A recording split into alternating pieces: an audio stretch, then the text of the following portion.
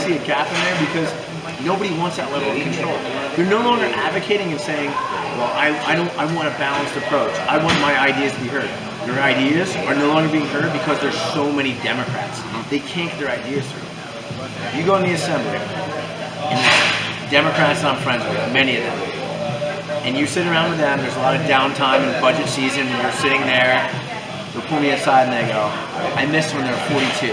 I missed it when it was 41 Democrats. Because they'd come to me with a bill, and I'd say no. And they go, well, then let's talk about it. Let's talk about that bill. What are your concerns? Now, if you're a Democrat and a bill comes to you and you say, I don't want that, they go, I don't care. I got 14 more people that I can win over before I have to come back and negotiate with you. So there is no compromise. That's why you're getting more and more left. And that's not what Burlington County is. That's not what the districts I represent are not that far left. So those Democrats, NJEA, I think CWA, I think a lot of moderate Democrats and even actual Democrats, some left wing go, yeah, I want Ryan in there to provide some level of balance. Otherwise, again, to continue to use Evesham, you could be a citizen in Evesham, a constituent in Evesham, looking up and have a Democrat council, Democrat mayor, Democrat freeholder, Democrat assembly, Democrat senator, Democrat governor. What do you get from that? Nothing. When the state's already completely controlled in the assembly, the legislature, councils, mayors, freeholders by Democrats, you're not getting new ideas. It's groupthink, and it's all the same ideas. It's going farther and farther left. So I think there's a huge hole.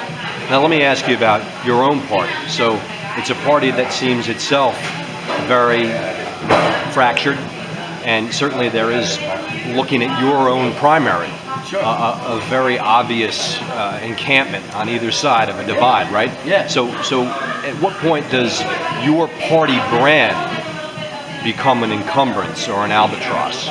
So I think never for me personally, because I've never wrapped myself in a party. I've come at public service and being a politician from just a veteran, military veteran perspective, where I've served with all races, all genders, all colors, all creeds, and coming together for one common goal. So my phrase that I tell people is that I'm not the party of red, I'm not the party of blue, I'm the party of red, white, and blue. So when you don't wrap yourself in the party and say, okay, I'm going to wake up today and find out what the party says, I'm going to say that over again, then it's not so much an encumbrance when the party brand goes in a way that doesn't make sense to the average person, or when they go farther to the left or farther to the right or somewhere where I don't go. I can be the independent voice because I don't answer to anybody. I do my own fundraising, I do my own literature, I do my own social media. I have a team that we build, and I have my own brand. So certainly when there's disagreements within our caucus, we talk about it. Nationally, certainly I have a lot of disagreements, which is why I got primary. My opponent and former running mate tried to brand me as some Trump-hating person. And I think that was false, and that's why we won by such an overwhelming result. Literally won every town, including his, that he was born and raised in, was on the council there. And then so now in this now general, when they try to paint me as a pro-Trump person, they can't do it because I just won a primary where I was pictured as anti-Trump.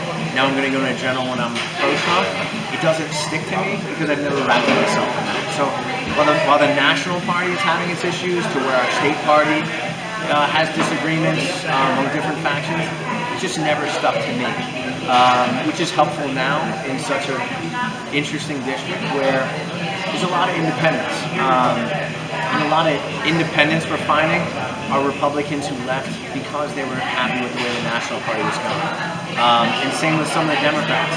They didn't like where their National Party was going with the whole, with the squad, AOC. They don't like where that's going, so they're coming independents. So if you're in there and you're on both sides and you can see both arguments, there's an avenue certainly for you here in the 8th, where it's at. Like, I'm right in the middle of most issues to try to find compromise and seeing both sides.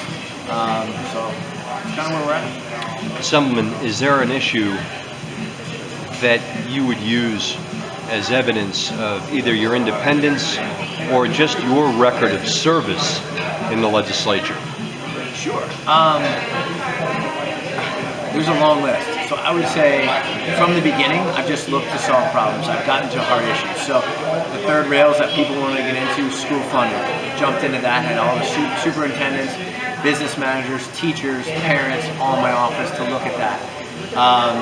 You know, the economic development aid, incentives, you know, that's why would you get in the middle? You know, when two Democrats are fighting, the general comment would be let them fight each other out, and I injected myself right in the middle of that because I think there's a space to come in and help.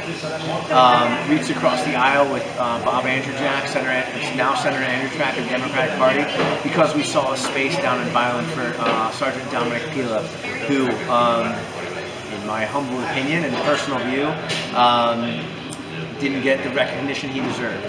So we then made a resolution and passed that with everybody in the assembly who was there voted for it, unanimous, something we championed. And I think just generally being able to talk across the aisle to people, they know where I'm coming from, so there's a level of trust. We have a freshman group of caucus up there. We go, we meet, we share ideas. We had a joint resolution that says stop running to your partisan areas and coming up with trying to pick your team. Let's do what's best for New Jersey and find the right issues and solve the problems. You know, I think as an independent voice, that, you know, I was a freshman assemblyman with 9 months on the job when a Republican Senator, Don Diego, didn't call me, didn't communicate with me, and just flipped parties for her own personal self-interest that I think people saw. Then you saw an assemblyman try to follow her, who then came back and tried to primary me. I think sticking around when it was scary, and I think I know why they left, because now I'm in the most highly contested race in New Jersey. No secret to anybody. This is ground zero. If you want to change parties, this is the seat to do it. These are the two seats. My running mate, Jean Stanfield, stuck around. She stepped up knowing it was going to be hard. I stayed around. I could have very easily probably tried to switch parties and follow with Dawn, but I wanted to stand and fight because I never looked for easy my whole life. My whole life I've tried to find the hardest way, and it's been the most rewarding, and so far has been for me. I've had to be on my toes. I've had to know every piece of policy. I read every bill that comes through, and we're very aggressive in understanding it because I will be challenged at any town hall I go to. I'm out in my community almost at every event. I'll go to the opening of an envelope if I'm asked, and that's how you really get to constituents and see how they feel and try to solve those problems. The really, mundane ones all the way to the really complicated ones. So I think that's what's important, is just solving issues and people see where you come from there.